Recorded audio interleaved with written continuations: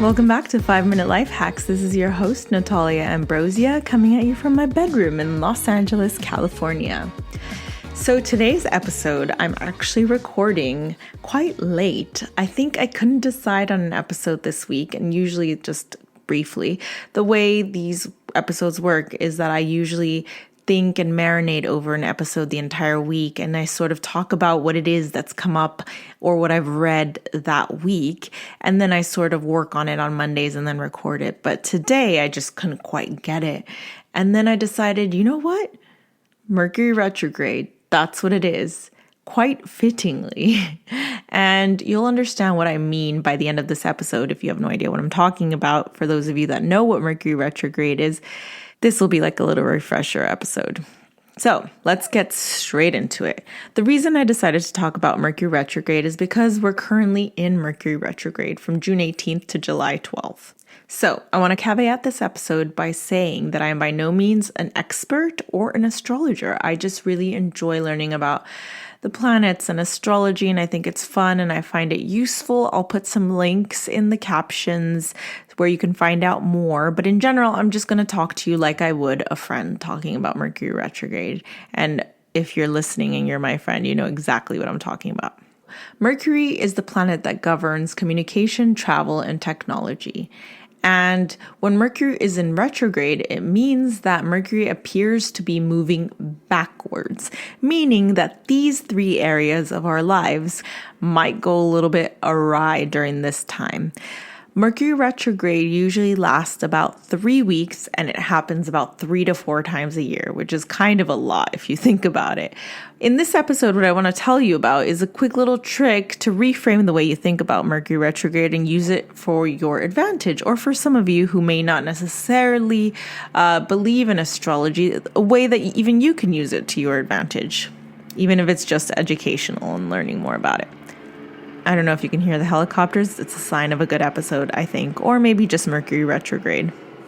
So during Mercury retrograde, there might be things that seemingly go wrong having to do with travel, technology, and communication.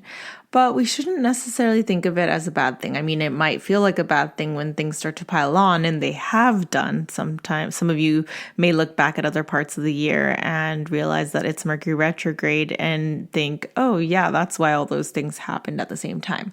But Mercury retrograde asks us to slow down and sort of give ourselves time to reevaluate, reimagine. The key here is re, to give ourselves time to revise. So for example, if you're sending an email, knowing that, there's more room for error, you might want to give yourself extra time to look at it. The same thing with a contract or with travel plans, maybe give yourself extra time.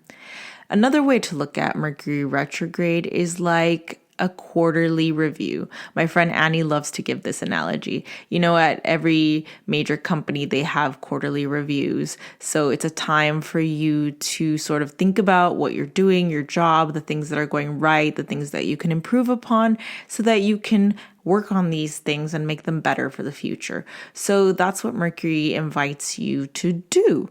So on that note, that's actually my tip, is to think of it like a review of your life. Quarterly, you kind of can look at the things that are working, not working, and decide what you're going to do next. Maybe don't make any sudden decisions, but think about what you're going to do next. Give yourself enough time to do things, but also know, so Mercury is notorious for bringing back exes and friends and things that from the past. So you might feel like reaching out to friends that you've thought, oh, I really like them, or an ex that you thought, oh, maybe they weren't so bad.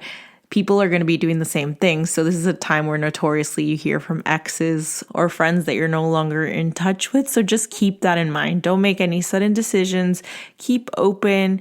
Don't make any drastic changes. And if you have to, just make sure you give yourself enough time to review. The key here is RE. So 2 things here. 1, think of it like a quarterly review.